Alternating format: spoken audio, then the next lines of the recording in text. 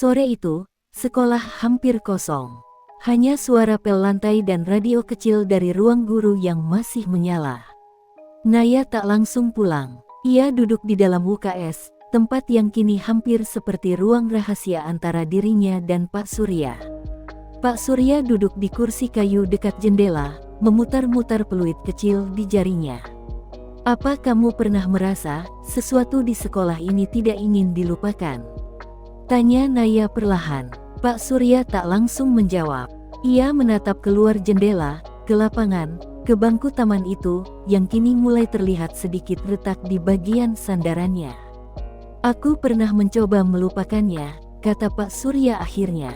Tahun 1998. Saat semuanya terbakar dan nama-nama hilang dari arsip, ia menghela napas. Aku pikir, kalau aku diam, semua akan membaik. Tapi ternyata, yang tidak disebut, bukan berarti tidak ada. Mereka hanya menunggu. Menunggu apa? Nama mereka dipanggil lagi. Naya mengeluarkan jurnal Fajar dari tasnya. Ia meletakkannya di meja. Dia tahu. Dia melihat, bahkan menggambarnya. Pak Surya menatap jurnal itu dalam-dalam. Matanya seperti mengenali sesuatu yang jauh lebih tua dari lembaran kertas. Dia anak yang pendiam, ucapnya pelan. Tapi sering menatap sesuatu yang tidak dilihat orang lain. Kadang aku temukan dia di aula malam-malam, bicara sendiri. Dia hilang, tanya Naya. Pak Surya tak menjawab langsung. Ia berdiri, mengambil map tua dari laci lemari obat. Di dalamnya hanya satu lembar foto. Foto kelas. Tahun 2002. Terdapat 12 murid, dan satu guru berdiri di ujung. Tapi yang membuat Naya tercekat adalah bayangan, ada 3 bayangan di tanah yang tidak punya tubuh.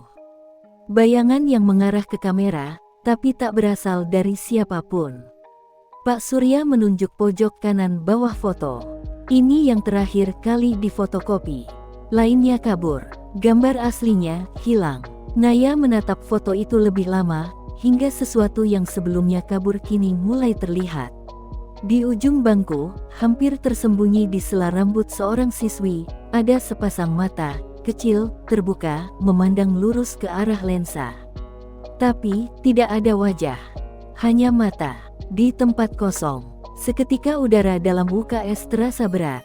Naya merasakan dadanya sesak. Pak Surya menutup foto itu perlahan. Kalau kamu masih mau terus, kamu harus siap kehilangan keseimbangan. Kenapa? Karena mereka suka mengganggu langkah ke-31. Tapi setelah itu, kamu tidak cuma melihat mereka. Mereka mulai melihat kamu. Lonceng sekolah berbunyi.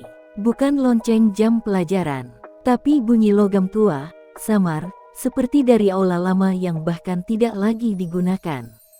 Pak Surya dan Naya saling berpandangan. Mereka berdua tahu, tidak ada yang seharusnya membunyikan lonceng itu.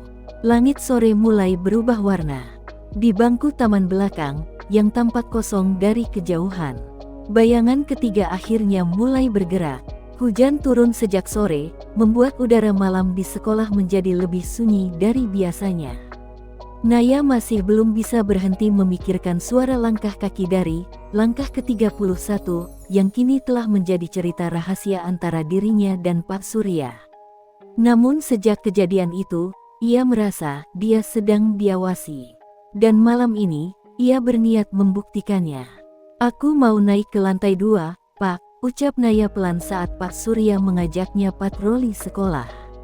Pak Surya menoleh perlahan, menatap lekat-lekat wajah siswi itu yang sudah ia anggap seperti murid kesayangannya. Lantai 2 di malam hari bukan tempat yang ramah, Naya, katanya singkat. Naya menggigit bibirnya. Tapi aku harus tahu. Semalam aku lihat bayangan dari sana. Seseorang, atau sesuatu, mengintip dari balik jendela kelas 11A. Pak Surya diam. Ia menatap langit yang mendung, seolah berbicara dalam pikirannya sendiri. Lalu tanpa menjawab, ia melangkah ke arah tangga. Naya mengikuti, jantungnya berdebar tak beraturan. Tangga menuju lantai 2 seperti menyimpan napas sendiri. Langkah mereka menggema, dan tiap langkah terasa berat. Saat mereka sampai di koridor atas, udara tiba-tiba berubah. Jendela-jendela tertutup rapat, tapi hawa dingin menusuk kulit. Dari kejauhan, pintu ruang kelas 11A sedikit terbuka. Pak Surya menyuruh Naya berdiri di belakangnya. Ia mendorong pintu perlahan. Ruangan itu kosong. Tidak ada meja tersusun. Tidak ada kursi. Hanya papan tulis yang retak dan catatan aneh tertulis dengan spidol merah di dinding. Kembalikan yang bukan milikmu. Naya menelan ludah. Apa maksudnya itu? Pak Surya tak menjawab. Ia malah berjalan ke lemari besi kecil di sudut ruangan. Dengan sentuhan tangannya, lemari itu terbuka, seolah sudah lama ia tahu caranya. Di dalamnya, hanya ada satu benda, sebuah buku harian lusuh berwarna hitam. Di sampulnya tertulis dengan tinta emas yang nyaris pudar. Milah, 1998. Ini bukan buku biasa, kata Pak Surya pelan. Ini milik murid yang tak pernah lulus dan tak pernah keluar dari sekolah ini. Naya terdiam. Suara angin menembus sela jendela, dan dari balik lorong terdengar langkah kaki. Perlahan, konsisten, Pak Surya menutup buku itu dan membisik, "Jangan katakan apapun. Jangan lihat ke belakang." Tapi Naya sudah terlanjur menoleh. Dan apa yang ia lihat tak bisa dijelaskan dengan logika. Buku itu terasa lebih dingin dari suhu ruangan ketika Pak Surya menyerahkannya ke tangan Naya. Sampul kulit hitamnya berdebu, tapi tidak aus. Seperti disembunyikan, tapi dirawat dengan sangat hati-hati. Mereka kembali turun ke ruang UKS, yang kini sudah seperti markas kecil mereka. Hujan belum berhenti. Angin menggoyangkan daun di luar jendela, menciptakan bayang-bayang yang seolah bergerak di dinding. Naya membuka halaman pertama. Aroma kertas tua menyeruak, bercampur dengan jejak wewangian bunga melati yang samar. Tanggal 9 Januari tahun 1998. Kalau aku tidak menulis ini, rasanya aku akan meledak. Namaku Milah. Aku kelas 2 SMA sekarang.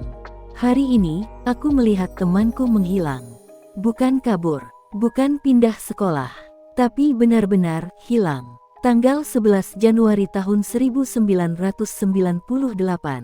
Semua orang bilang Dewi hanya bolos. Tapi meja dia kosong, bangkunya dingin. Bahkan, bayangannya pun tak pernah lagi terlihat. Naya menahan napas. Ia memandangi Pak Surya, yang kini duduk bersandar di pojok ruangan dengan mata tertutup rapat, seolah sedang menahan kenangan lama yang tak ingin dibuka. "Pak, siapa Milah?" tanya Naya pelan. Pak Surya membuka matanya perlahan. "Milah adalah teman seangkatan saya." Naya menegang. Ini pertama kalinya Pak Surya bicara soal masa lalunya. Dia pintar, pendiam, tapi dia tahu sesuatu yang seharusnya tidak diketahui. Tahun 1998 bukan tahun yang tenang di kota ini, Naya. Banyak yang hilang, banyak yang dibungkam. Naya memandangi halaman-halaman berikutnya. Semakin ia membaca, semakin jelas bahwa Milah sedang membongkar sebuah rahasia besar. Tentang sekolah, tentang pemurnian angkatan, tentang ruang bawah tanah yang konon dulunya adalah bunker militer zaman penjajahan. Tanggal 20 Januari tahun 1998. Mereka bilang suara langkah itu cuma ilusi. Tapi aku menghitungnya. Selalu 31 langkah. Tapi hari ini, langkah itu berhenti di depan pintu kelasku. Dia juga dengar langkah ke-31, bisik Naya. Pak Surya mengangguk pelan. Dia adalah orang pertama yang mencatatnya. Dan mungkin, satu-satunya yang masih mengingat semuanya. "Pak," tanya Naya, "kalau begitu, kenapa bukunya bisa ada di sini?" Pak Surya menatap jendela yang mulai berembun. Karena buku itu tidak pernah pergi. Sama seperti Milah. Seketika, pintu ruang UKS berderit tertutup sendiri. Angin berhenti, dan di balik tirai putih tempat tidur periksa, sebuah bayangan perempuan berdiri diam. Tubuh Naya membeku. Perlahan, suara berbisik terdengar. "Kau membaca milikku."